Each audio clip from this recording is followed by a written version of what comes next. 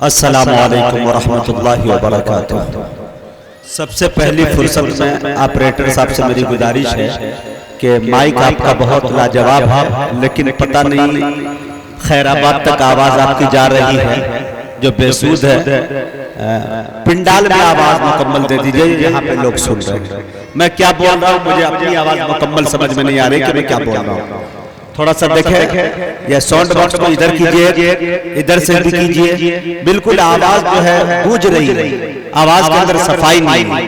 معزز سامعین، ہزاروں کلومیٹر کا مسافر طے کر کے، ہزاروں فٹ کی اونچائی سے سفر کر کے، وہ بھی میں عروس البلاد میں تھا اور اپنے تمام دوستوں کو میں فیس بک کے ذریعہ، ٹویٹر کے ذریعہ یہ کہتا رہا تو انکلیشور گجرات اور سورت کے تمام پروگرام کو پڑھتے ہوئے اس حالات میں بھی کہ جب ابھی ہندوستان کے حالات ماشاءاللہ اس قدر ہے میرے دوستوں کہ جہاں سفر کرنا بڑا مشکل تھا، میرا معاملہ یہاں کا بالکل طے نہیں تھا، اور چونکہ میں کئی بار آیا ہوں یہاں کے لوگوں سے اتنی محبت اور انسیت ہے کہ میں میرے دوستوں لفظوں سے میں بیان نہیں کر سکتا، لیکن میرے دوستوں کسی طرح کر کے بابتپور بنارس اور بنارس ایئرپورٹ سے جو یہاں تک کا میں سفر کیا ہوں، قسم خدا کی زندگی میں سب چیز بھول سکتا ہوں، یہ سفر کو نہیں بھول سکتا ہوں۔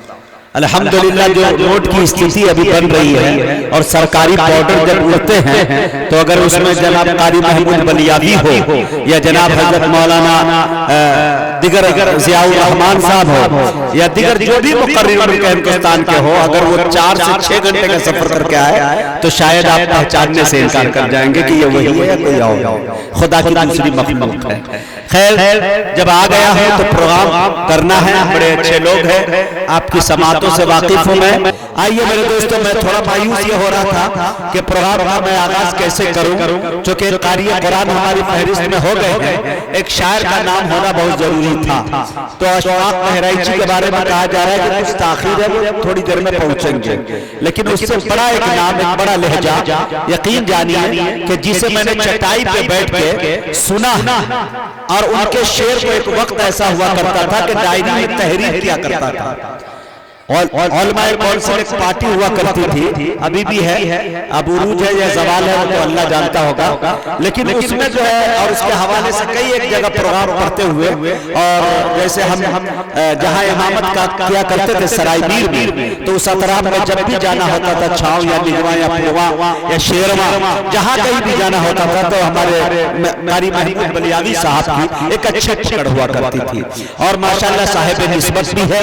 ایک بڑے ادارے سے ان کا تعلق بھی ہے، الحمدللہ درس و تدریس کے کام کو انجام دے رہے ہیں، جامعہ حسینیہ لال دروازہ جونپور کو کون نہیں جانتا، اور ماشاءاللہ بہترین جلسے کی جو روحانیت ہوتی ہے اس طور پر دیکھا جائے تو ماشاءاللہ آپ کو میں مبارکباد پیش کرتا ہوں کہ ایک اچھے شاعر کا آپ نے انتخاب کیا، جلسے کو مکمل جلسہ آپ نے کر دیا، یہ بہت بڑی بات ہے میرے دوستوں۔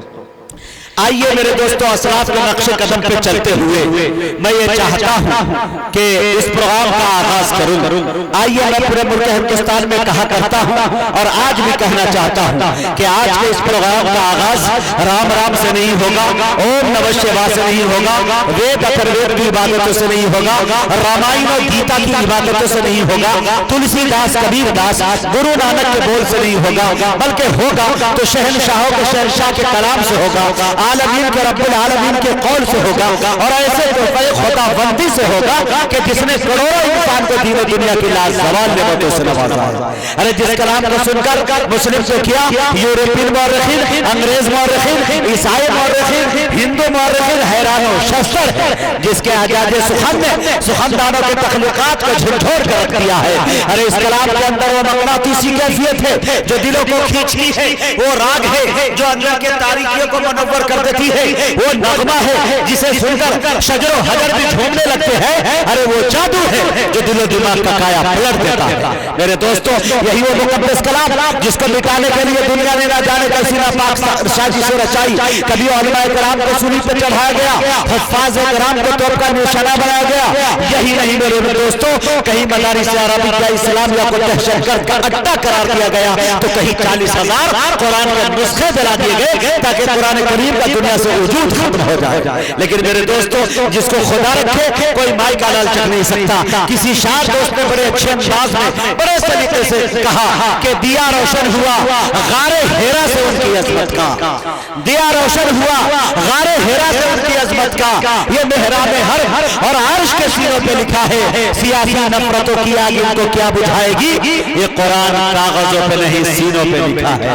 आइए मेरे दोस्तों, इसी कुरान करीम की तिलावत बासआदत के लिए मेरी नजर इंतखाब साहिब लिसान क़ारी अबू हुज़ैफ़ा साहब पर जाकर रुक जाती है। मैं इस वक्त उनसे गुजारिश कर रहा हूँ कि वो तशरीफ लाए और तिलावत कलाम पाक से इस खूबसूरत महफिल का खूबसूरत आगाज फरमाए। ये ख्वाहिश है कि दिल दीवाना सरकार हो जाए, मगर ऐसा कि आप आए तो फिर होशियार हो जाए। नजर हर सूरत कुरान में आए आपकी सूरत, तिलावत करते करते आपका दीदार हो जाए। अस्सलामु अलैकुम व रहमतुल्लाहि व बरकातुहू।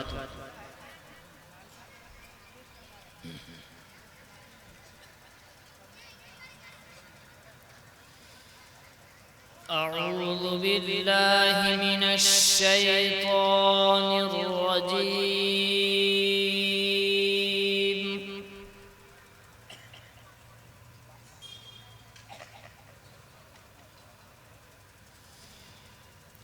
बिस्मिल्लाहिर रहमानिर रहीम।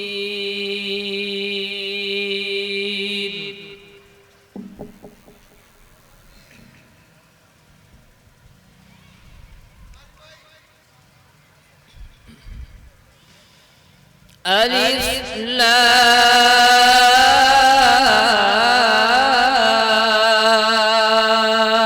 रा।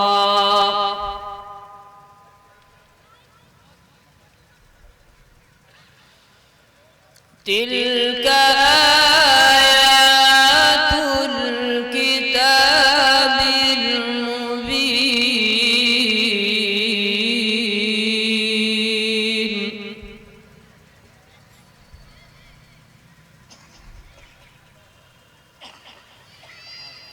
इन्ना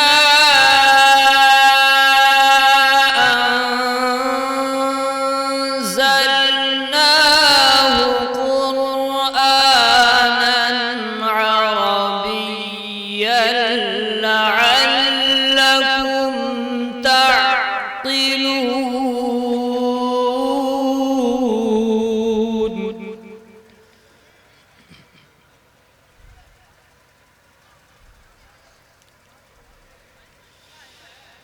नहनु नक़ुस्सु अलैक अहसनल क़सस बिमा औहयना इलैक हाज़ल क़ुरआन।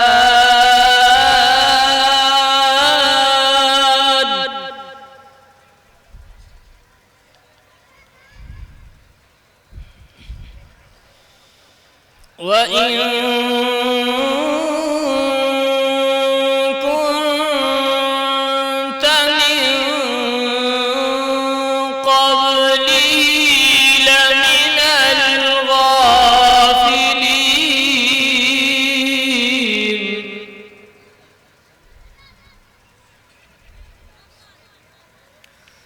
وإن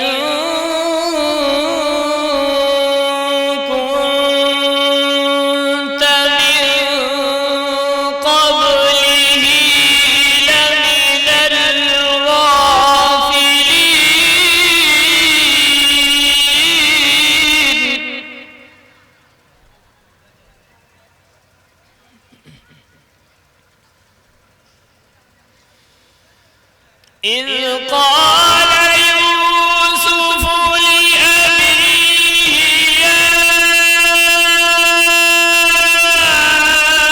أبت إني رأيت 11 كوكبا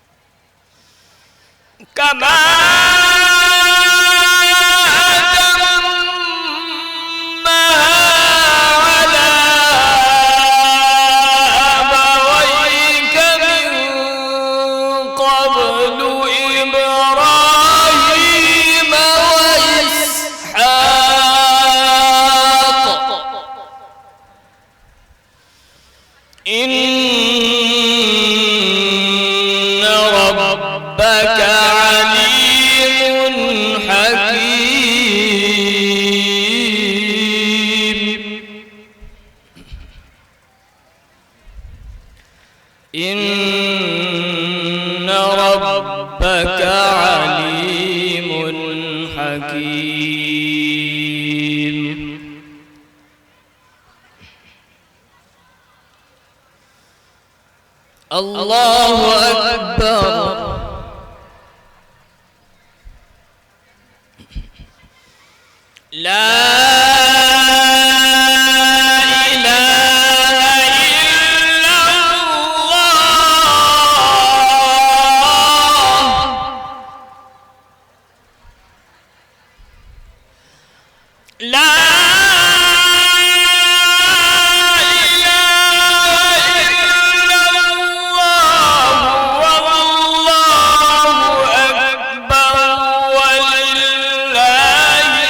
الحمد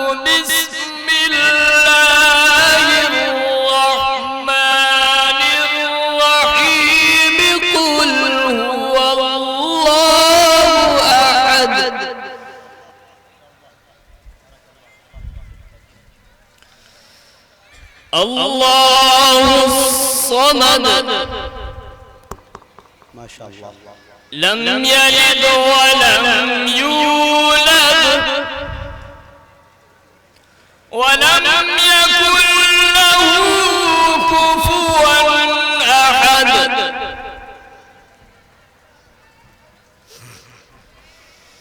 بسم اللہ الرحمن الرحیم قل هو اللہ احد اللہ الصمد لم یلد ولم یولد ولم یکن له کفوا احد لم یلد ولم یولد ولم یکن له کفوا احد صدق اللہ العظیم. السلام علیکم. الحمدللہ ماشاءاللہ سبحان اللہ. معزز سامعین، ابھی آپ کے درمیان قاری مسلحان ابو حذیفہ صاحب بڑے اچھے انداز میں لہن داؤدی سے سامعین کے قلب و جگر کو مٹھاس پہنچا رہے تھے. حضرت قاری صاحب جب تلاوت کلام پاک پیش کر رہے تھے، میں بیٹھ کر بڑی سنجیدگی اور متانت کے ساتھ یہ سوچ رہا تھا کہ جب پھولوں نے خوشبو کی تجارت کی ہے تو پتے پتوں نے پھولوں کی شکایت کی ہے. مہک اٹھائے ہر سمت و فضائیں جب کسی شخص نے قرآن کی تلاوت کی. شاعر کہتا ہے کہ کلام رب کی ایک ایک لفظ میں گہرائی ہوتی ہے، وہی بڑھتا ہے جس کے ذہن میں بینائی ہوتی ہے. تلاوت کلام پاک سے اس خوبصورت محفل کا خوبصورت آغاز ہوا. محفل کو کامیابی کی ضمانت مل چکی.